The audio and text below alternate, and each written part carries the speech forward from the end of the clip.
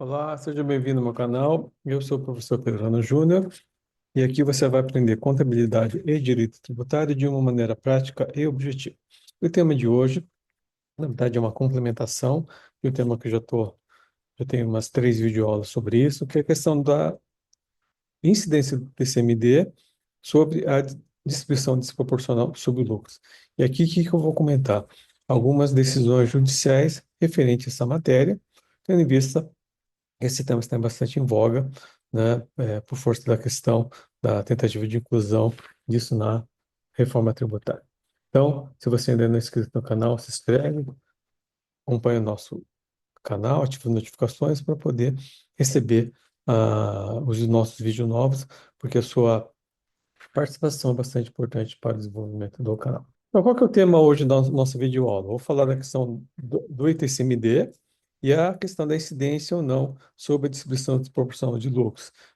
E como está isso na esfera judicial, né? A jurisprudência judicial. Porque a gente tem recebido bastante notícia, né, de divulgação de recentes decisões do TJ de São Paulo. Foram duas recentes, foram proferidas, né? E, infelizmente, em desfavor do contribuinte, é que eu trouxe algumas decisões favoráveis ao contribuinte de outros tribunais, né? Então, é isso que eu quero comentar na videoaula de hoje. Então, qual que é a controvérsia, qual que é o pano de fundo que tem em relação a essa matéria? É sobre a incidência da TCMD na distribuição desproporcional de lucros, que tem gerado autuações fiscais e temos diversas decisões judiciais referentes a essa matéria. Qual que é o posicionamento do fisco? O fisco entende que precisa ter razão negocial, não tendo a razão negocial seria uma liberalidade e, portanto, seria uma doação efetuada por parte do contribuinte. Como é que está isso hoje no Poder Judiciário, né? Nós temos duas decisões desfavoráveis no TJ de São Paulo, temos duas decisões favoráveis no TJ de Santa Catarina e uma decisão favorável no TJ do Paraná. E para a gente poder relembrar essa matéria, apesar que eu já falei sobre isso em outras videoaulas, né? Qual que é o fato gerador, a hipótese de incidência do ITCMD? Né? É a transmissão causa mortes, quando a pessoa falece, a incidência, né, do ITCMD, né, na transmissão desse bem, dessa propriedade para os herdeiros, na doação e a distribuição desproporcional de lucros não pode ser automaticamente confundida com doação. Precisa ter todo um desenvolvimento para poder tentar enquadrar isso como doação, tá? Qual que é o conceito de doação? A gente vai no artigo 538 do Código Civil, que doação é o contrato em que uma pessoa, por liberalidade, transfere bens e vantagens para outra. Então, a gente tem que tentar enquadrar essa distribuição proporcional de lucros em uma doação, quando houver a característica da liberalidade. Se isso não for comprovado pela autoridade fiscal, não haveria por que entender que a distribuição proporcional de lucro seria uma doação. A doação ocorre quando há um ato de generosidade sem contrapartida, que é diferente da distribuição de lucros, né, que envolve um ato societário, na qual você vai ter ou uma reunião de sócios ou uma assembleia, no qual a maioria dos sócios, dos acionistas, vai deliberar e aprovar a distribuição de lucros, né, seja ela proporcional, seja ela desproporcional. Aí, no caso da distribuição desproporcional de lucros, o que que a gente tem que verificar? A base legal, o artigo 981 e 1007 do Código Civil, que o 981 define que o contrato da sociedade dispõe sobre a divisão de resultados, e o 1007 do Código Civil, né, regra geral, prevê que a distribuição tem que ser proporcional e, salvo estipulação em contrário, a distribuição de lucros ocorre na proporção das cotas, ou seja, em tendo uma disposição diversa, ela pode ser desproporcional. E o que que tem notado, né, principalmente aqui em São Paulo? Alguns autos de infração, a autoridade fiscal tem fundamentado a autuação com base no parágrafo único do artigo 116 do CTN, né?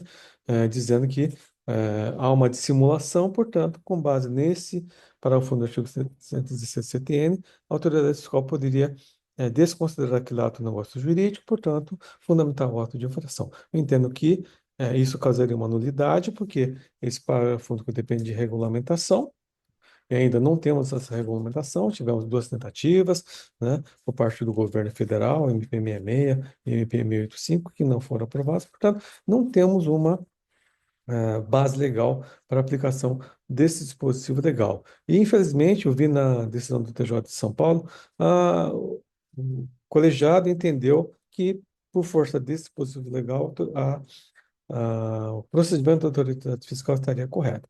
E na legislação do TCM de cada estado, você tem que verificar se essa norma foi regulamentada, né? E um ponto importante que a gente tem que colocar: o que é distribuição de lucro? Ela é um ato que depende, de uma aprovação de um órgão colegiado, seja uma assembleia, seja uma reunião de sócios, no caso das limitadas que têm menos de 11 sócios, né? Então, o lucro é gerado pela sociedade empresarial a partir de suas atividades econômicas. Sua distribuição depende da decisão tomada em assembleia ou reunião de sócios, conforme previsto na legislação societária, e essa deliberação societária afastaria a ideia de liberalidade essencial para a caracterização da doação. Essa é a minha opinião, né? Por quê? O que é liberalidade, né? Eu, de maneira unilateral, decido doar aquele bem, doar algo para alguém. No caso, o que eu tenho? Primeiro, o lucro é da sociedade.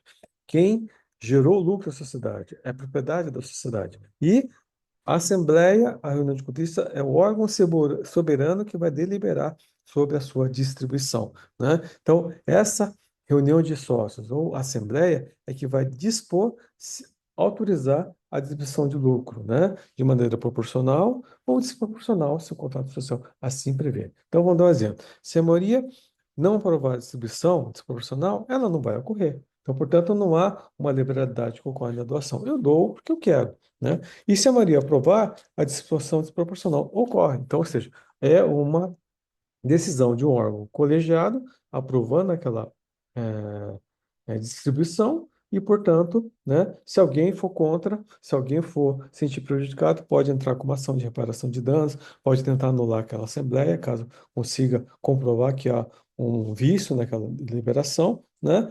E, portanto, não é no minha opinião, um ato de liberalidade característica da doação, né? E, além disso, o que nós temos? Nós temos o artigo 110 CTN, né, que dispõe que a legislação tributária não pode ter a definição, controle e alcance de direito privado como doação e distribuição de lucros, tá? Então, não há, com base no artigo 110, a possibilidade da autoridade fiscal querer fazer essa alteração de definição. Assim, a autoridade fiscal não pode equiparar automaticamente uma distribuição de distribuição de lucros a uma doação, salvo quando há comprovação de intenção de liberalidade, comprova que houve uma simulação, né? Então, realmente tem que haver a comprovação daquilo, que houve uma tentativa de enganar, né? Aquilo que foi efetuado, pactuado nessas partes, não é a realidade. Aí a fundamentação não é o parágrafo no artigo 116 de CTN, mas sim o artigo 149, no qual você tem que comprovar que houve dolo ou evidentitude de fraude por parte do contribuinte, né? Além disso, essa questão da exigência de razão negocial. Não existe previsão legal que exija comprovação de razão negocial na distribuição desproporcional de lucros, não tem na lei, seja na legislação aqui de São Paulo e outras legislações que eu conheça, né? Não tem na lei complementar. Houve uma tentativa de incluir essa exigência no PLP 108, de regulamentação da reforma tributária, mas isso não foi aprovado. Então, não tem base legal para isso, tá? Então, para que possa haver essa justificativa de caracterizar como liberalidade, né, tem que justificar, tem que comprovar, demonstrar que o contribuinte realmente teve o intuito de fraudar, que nos casos que eu tenho verificado, não acabou acontecendo, né?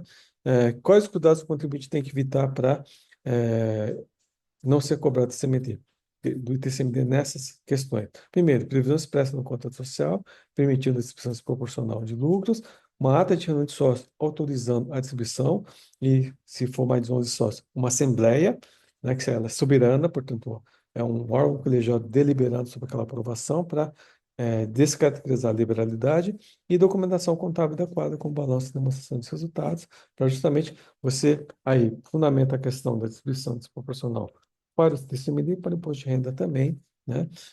Porque senão se corre isso ser questionado pelo Fisco Federal. Aí nós temos é, essas decisões desfavoráveis do TJ de São Paulo, uma julgada em fevereiro de 2025, outra de dezembro de 2024. A primeira, né?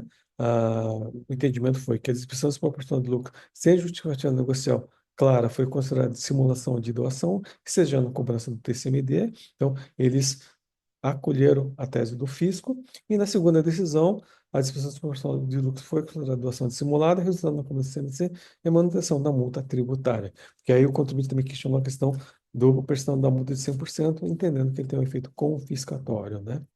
Aí eles aplicaram aquele entendimento do Supremo Tribunal Federal, dizendo que a multa não pode ceder a 100% do valor do tributo, e como a cobrança da multa de CMD em São Paulo é de 100%, então acabou não reduzindo essa multa para o contribuinte. Então, essas decisões do TJ de São Paulo são recentes, é que o pessoal está comentado bastante.